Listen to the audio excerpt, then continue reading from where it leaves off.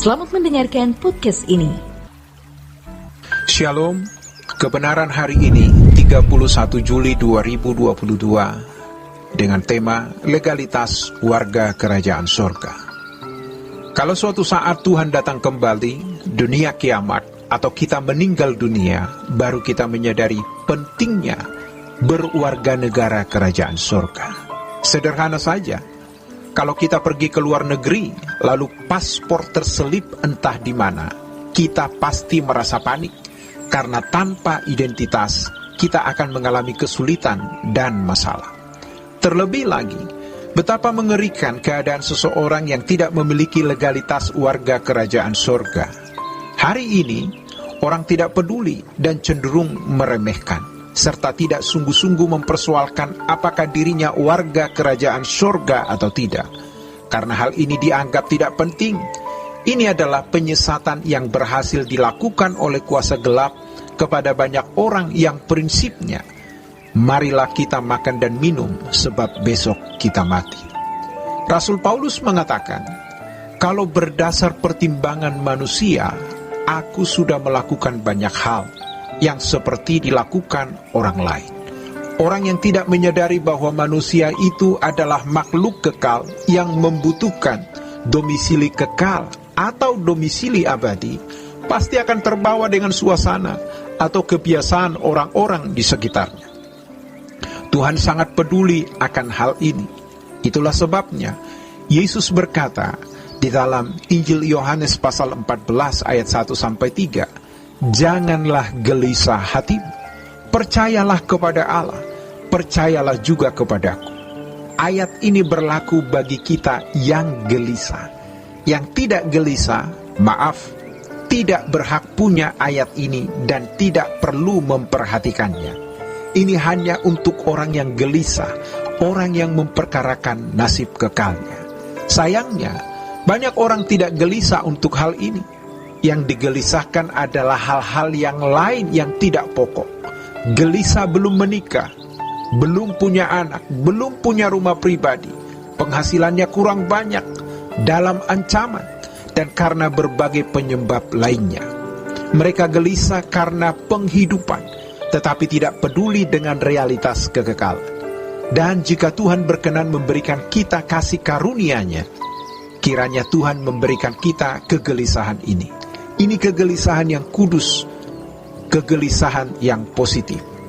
Apa yang akan terjadi dalam hidupku ketika aku menutup mata? Kalau dunia mengatakan, berpikirlah realistis, kamu masih menginjak bumi.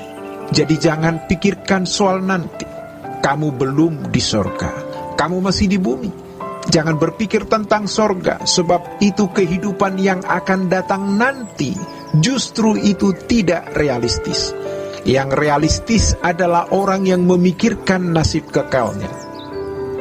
Sebab kita bukan hewan. Kita adalah manusia yang memiliki keberadaan kekal. Dan ini harus disuarakan. Jangan sampai kita menjadi orang yang tidak peduli lagi. Terutama mereka yang hidup nyaman, ekonomi baik, memiliki berbagai fasilitas, relasi dengan pejabat, sehingga ia menjadi sombong sampai tidak memikirkan lagi kekekalan dan menganggap bahwa kekekalan itu hanya dipikirkan oleh orang-orang konyol yang tidak memiliki kesibukan hidup serta dianggap tidak wajar.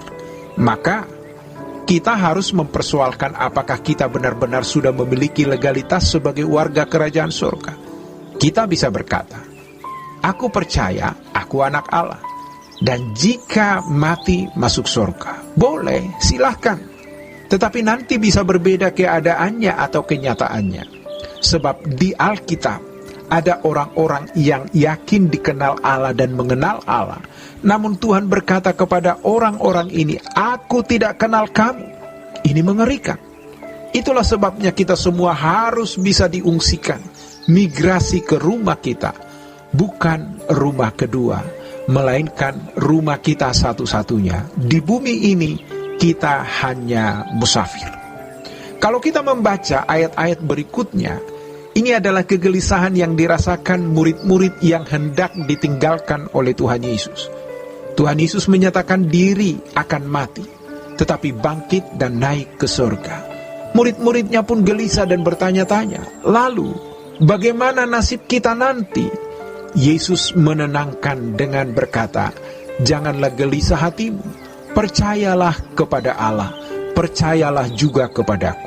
Selanjutnya, di rumah Bapakku banyak tempat tinggal, artinya luas.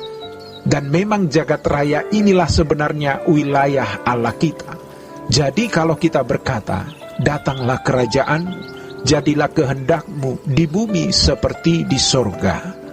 Itu tempat yang luas, yang tak terbatas, dan Roh Allah mendiami jagat raya ini. Tidak ada wilayah sejengkal pun yang lolos dari kehadiran Allah.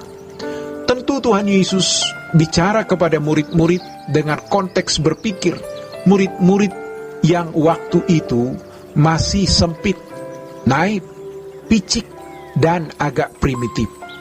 Tuhan Yesus meyakinkan bahwa ada tempat di sana. Jika tidak demikian, kata Tuhan Yesus, tentu aku mengatakannya kepadamu. Artinya, kamu harus memercayainya. Kalau kamu tidak memercayainya, kamu menghina aku, seakan-akan aku bohong. Dan jujur saja, hari ini banyak orang Kristen yang tidak menghormati Tuhan. Buktinya apa? Mereka tidak menaruh pengharapan kepada Tuhan yang berjanji bahwa ada rumah Bapa. Kalimat jika tidak demikian, tentu aku mengatakannya kepadamu. Ini seharusnya menarik perhatian kita dan mestinya kita berani menaruh pengharapan kita di sana. Demikianlah kebenaran hari ini. Tuhan Yesus memberkati. Sola Gracia.